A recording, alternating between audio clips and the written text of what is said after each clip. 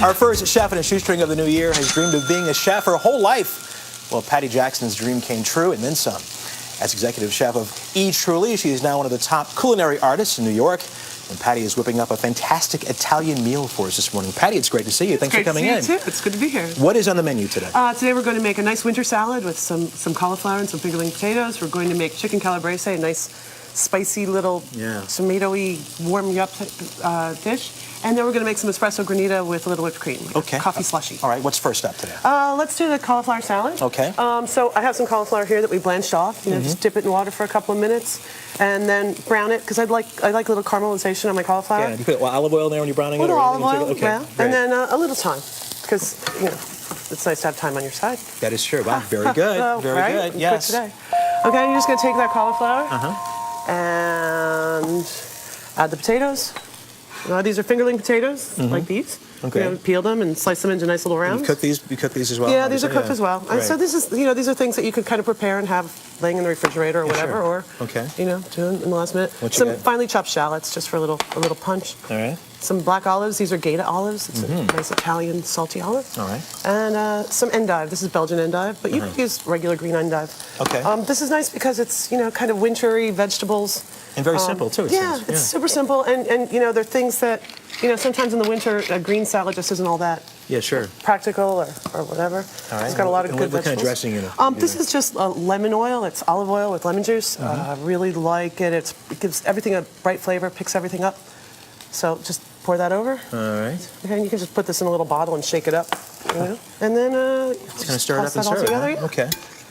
That sounds great. Is this recipe from the restaurant? Yeah, you know, actually, right now we serve this with octopus. Oh, all right. We go through different variations of cauliflower salad. Okay. Let me try a little bit of that. I don't want to dig in here. Let me know about the salt. I get letters from people saying, "Why you can't do that." Let me just try this real quick. Very nice. Well, thank you. Very nice. Very, very nice. We move over here now to the main course. Right here we have some onions and some pepper and some garlic. They've been sautéing a little bit. You want to add some white wine? And when you're adding wine, you know, to a meal like this, so you're not adding this wine is not the top of the line wine, right? I mean, when you're cooking this, right? I like to say the top of the line wine for myself. Well, I understand that. You know, I mean, honestly, for me, if we have a bottle of wine that we don't finish or you know, something laying around, that's always the good cooking wine. You know, the one that you're not necessarily going to drink. All right. To this, you're going to add some canned tomatoes. Is there a trick here, Patti, with making this just exactly, you know, the way you want it? Because right now the onions and tomatoes, everything, the peppers look really good, cooked really right. Is there a trick to this at all? You know, you just have to be kind of a little patient. All right. You know, everything takes a little time, but you know, as long as you prep things that are kind of the same size, they'll cook at the same rate, and so they'll be good. And then, you know, let the wine cook off a little bit. When you don't smell the alcohol anymore, that's always a good sign. That's what I said. All right. Okay. That's but always good. You also don't want to get a big face full of alcohol, so be careful when you lean in. That's not good. Yes. No, I mean sometimes maybe you do, but that's usually the holidays. And then, you know, I like to break up the whole tomatoes. I don't like to crush them up too much, but I do like to maybe take a potato masher, mash those around. All right. We're going to add some herbs. We have mint and you got some parsley, you got all sorts of stuff oregano. Right. And you want to add a good amount of that. Gives a lot of flavor. How long will you cook this?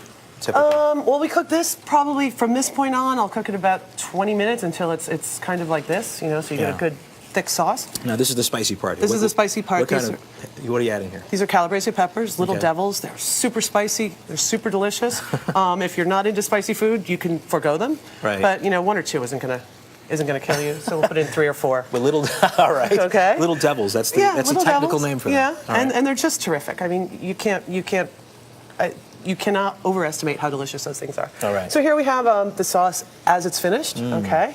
And so it's nice and reduced, and everything is all kind of happy. Gotcha. We're going to pour that over some chicken that we've already sautéed off, and like that. And you're leaving those peppers, those little devils, in whole. Oh, you know, well, I mean, it's a rustic dish, you know, Right. and honestly, to tell you the truth, it's easier to find the little devils when they're whole than when you break them up. All right, that looks fantastic. So all right. You want to have a big mouthful of pepper. We're done with that. We're going to cover it with aluminum foil. Okay. Throw it in the oven.